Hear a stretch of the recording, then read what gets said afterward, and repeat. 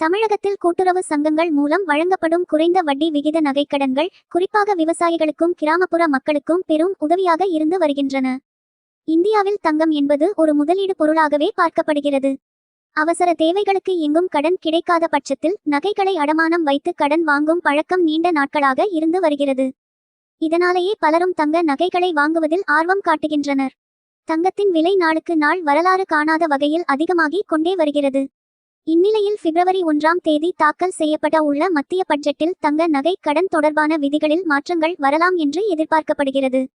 முக்கியமாக வங்கிகள் சாராத முத்தூட் பைனான்ஸ், மணப்புரம் போன்ற நிறுவனங்கள் நகைக்கடன் வழங்குவதில் சில கொள்கை மாற்றங்கள் வந்தால் மக்களுக்கு இன்னும் குறைந்த வட்டியில் நகை கடன்களை வழங்க முடியும் என்று தெரிவித்துள்ளனர்.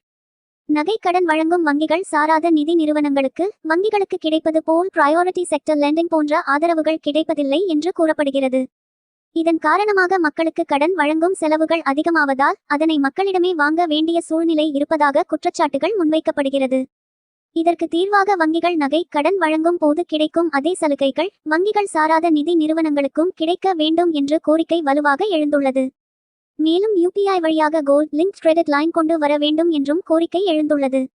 வங்கி சாராத நிதி நிறுவனங்களுக்கு கிடைக்கும் போது நகை கடனுக்கான பணத்தை திரட்டும் செலவு குறையும். இதன் காரணமாக நகை கடன்களை குறைந்த வட்டியில் பொதுமக்களுக்கு வழங்க முடியும் என்றும் கூறப்படுகிறது.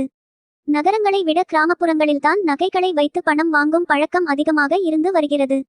இதனால் கிராமப்புறங்களில் வட்டி குறைந்தால் பொதுமக்களுக்கு இன்னும் அதிக லாபம் கிடைக்கும் என்றும் கூறப்படுகிறது. தங்க நகை கடன் என்பது ஒரு பாதுகாப்பான கடனாகும்.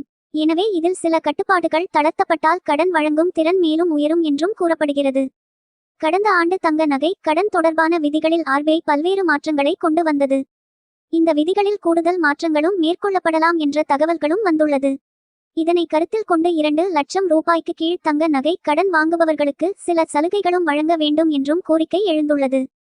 பிப்ரவரி 1ஆம் தேதி தாக்கல் செய்யப்படும் மத்திய பட்ஜெட்டில் தங்க நகை கடன் தொடர்பான விதிகளில் மாற்றங்கள் இருக்கலாம் என்று எதிர்பார்க்கப்படுவதால் நகைகளை அடமானம் வைத்துள்ளவர்களும் இனி அடகு வைக்கப் போறவர்களும் இது குறித்தான செய்திகளை தெரிந்து கொள்வது வேண்டியது அவசியம் என்று பலர் தெரிவிக்கின்றனர். பொதுவாக தங்க நகை கடன்கள் அவசர மருத்துவ செலவுகள், கல்வி கட்டணம், விவசாயம் அல்லது நிலம் வாங்குவதற்காக பெரிதும் வாங்கப்படுகிறது. இந்நிலையில் மத்திய அரசு பட்ஜெட்டில் தங்க நகை கடன் தொடர்பாக மாற்றங்கள் கொண்டு வந்தால் அது ஏழை மக்களுக்கு சாதகமாக இருக்குமா அல்லது பாதகமாக இருக்குமா என்பதை பொறுத்திருந்து தான் பார்க்க வேண்டும்.